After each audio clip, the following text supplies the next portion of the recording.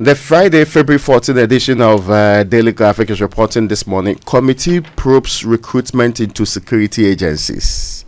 This is a committee by the relevant state institution, that's the ministry, which is supposed to be working on that. Now, other stories you'll be hearing this morning.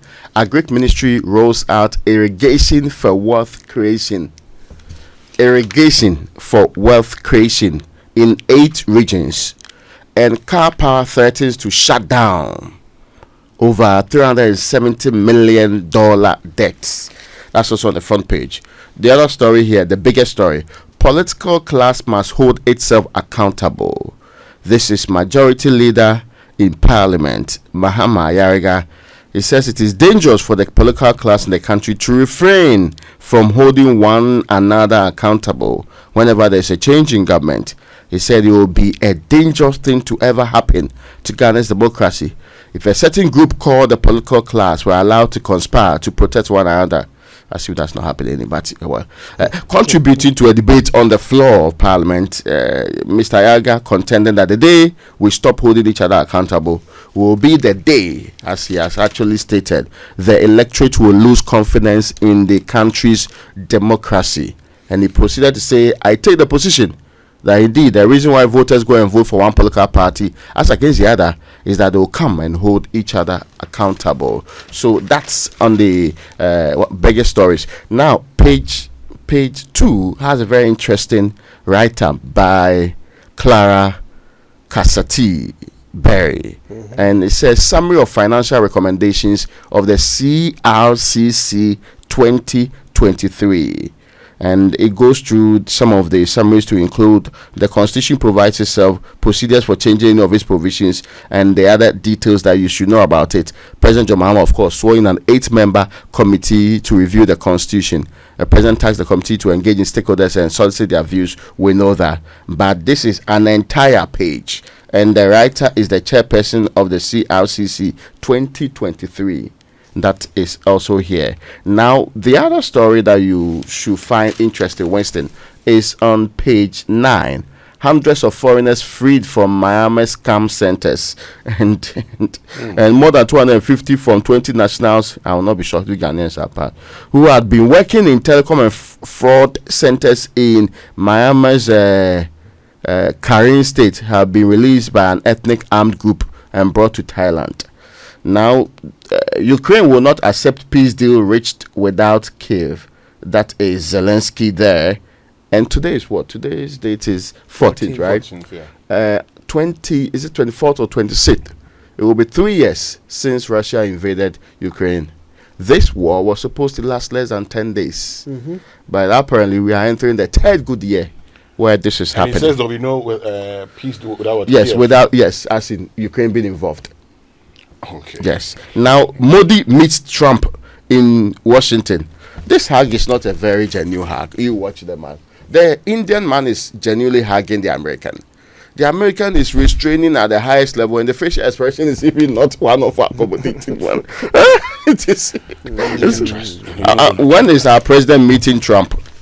Because there's a lot that they have to discuss. Is that really necessary? It's not necessary. Oh, it's important. I mean, see, bilateral engagements matter. They may have general stance, but they may have exemptions for countries like Ghana because of interest. You get what I'm trying to say? Yeah, so, but we can also go as AU together, as a bloc, and engage properly so that we can actually get, because it's everybody's interest they are pursuing. Mostly we are pawns in some other countries' interest and direction. Look, this is all about begging, right? No, it's not begging. It's engaging on mutual interest. The world would one day stand up against one country that thinks it can bully everybody. The progressive world will do so. One day. Yeah. Just one day. Yes. So this whole thing about if you do not do this, I'll slap sanctions on you. One day it will stop. There's a limit. There's a limit to it. And countries that deploy sanctions also get the impact of some of the sanctions on their own. Anyway, but because this one Cuba, then the next conversation that they try to discipline. You see how they themselves they suffered. Yeah. Then the next conversation is easy. Either you use the dollar. Look, today we have the Pan-African payment system. Yeah, PAPS today. And I'm always excited when I it can comes send money up. to everywhere, any country, to those countries that are signed onto it, without thinking about a dollar rate dollar converted or in anything. between. I pray the whole of Africa accepts this, and then we can trade.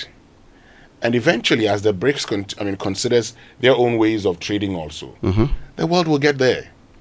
The world would no longer have to be concerned about the increase in treasury rates in another country affecting global trade. Yes. I mean, yes, the world has always survived one superpower or the other. With time, they get to move on. Yeah. They get to evolve beyond that. But what America forgot is that you are only as powerful as some of the institutions like USAID made you. Without some of these institutions, really, nobody really cares that you exist, to be fair. But, well, we are not the ones to dictate American foreign policy. No, Let them find out for themselves. Yes, But you see, yes. Raymond, years ago, As we find our own path. years ago, when I was in Cardiff, we were having a conversation about decoupling of the world's economy and the fact that because of the growth in China, a slowdown in the American economy wasn't affecting the global economy. I mean, at the time, a lot of companies had moved into China and were producing from China.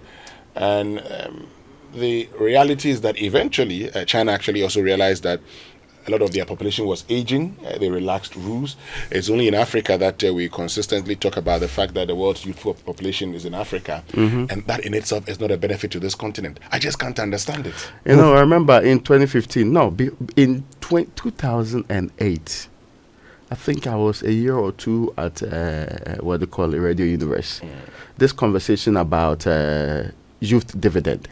They stated that we needed to take advantage of before by 2015. We lose out completely. So you have a bulge, right, where your population is predominantly youthful. So if you don't make plans for their future, they become a curse rather than becoming the blessing that you want them to be. Now, in 2015, I was invited to a similar program somewhere at the EcoBank head office. And all the people were lamenting that, we are missing out. We are missing out. I was sitting there saying, Jesus Christ. How can this country that knows everything it has to do, and yet we sit down for about a decade or so, or about a decade, and wait for us to waste the opportunities? And today, just like during Kofo's time, they declared youth unemployment national security crisis. Today, it is still a national security crisis. It is. It is the biggest headache we have in our country today. Yeah, we move on nicely. There's solution anyway. Trade Minister pledges. Italy and his cohorts will solve all these problems for us. Don't you have hope? Trade Minister pledges. Could you answer? Today is a very happy day. Now, Trade Minister pledges support to private sector for job creation. Now, the other stories here. We will implement 20% allowance for rural teachers. This is Haruna Ijuso. Was it also part of the NDC promises? I need to check that. Yes, we need to. Yeah, we don't want them adding on promises anyway, because that's cost that we don't want to bear anyway. So we implement 20% allowance for rural teachers. Incentives, yes. I don't know whether 20% is really the way to go. There's a terrible story at the back page of the Daily Graphic. 9 dead, 15 injured in accident near Walwale. And this tragic accident happened on the Walwale Highway in the northeast region, and it's claimed the lives of 9 people and left 15 others severely injured. And this happened on Thursday afternoon, just yesterday. The accident is said to have occurred when a private sprinter traveling from Kumasi to Naregu ran into a stationary truck near Walwale. This thing. For you to run into a stationary truck, a certain speed is required, because at a certain speed you're able to change course if possible. But well, people have to investigate some of these things and get to the bottom of it. It's a sprinter was speeding, so on entering Walwale and seeing the truck parked on the shoulder of the highway, he lost control, which resulted in the accident. He was speeding. Now, Sunyani municipality tops, and sometimes the people who do these things, they are not held responsible for the death of the people involved. Yes. Some are maimed, some lose their limbs forever, and yet nobody gets to compensate these people. The driver who was involved in reckless driving, which killed lots of people in the Central region some time ago, was tried and sentenced. When Seth Kwame Boateng did one of his documentaries, I actually met him in the Ankafu prisons. True. So that's an exception. In many of these instances, that was such a long time ago. Yeah, as well. many of these instances, that's the end of it. If the driver is alive, he must face the law. Now, Sunyani municipality tops 2023 district league table. Now, the last time I went to Sunyani, it is a clean place. It is. The quality of air is even powerful. I don't know if it's still the case, but winning the 2023 district league table may be a good sign. And here's a picture of Dr. Nimon Thompson, who chairs the NDPC, and Dr. Pauline Asability, Chief of Social Policy and Inclusion at UNICEF. Those are the stories, major stories in the Daily Graphic this morning. Mr. Jansen. What was the name of that irrigation program you mentioned at the very beginning? Irrigation for Wealth Creation. Okay. Is that like one village, one dam remixed, or? I have no idea. Okay, all right. Yeah.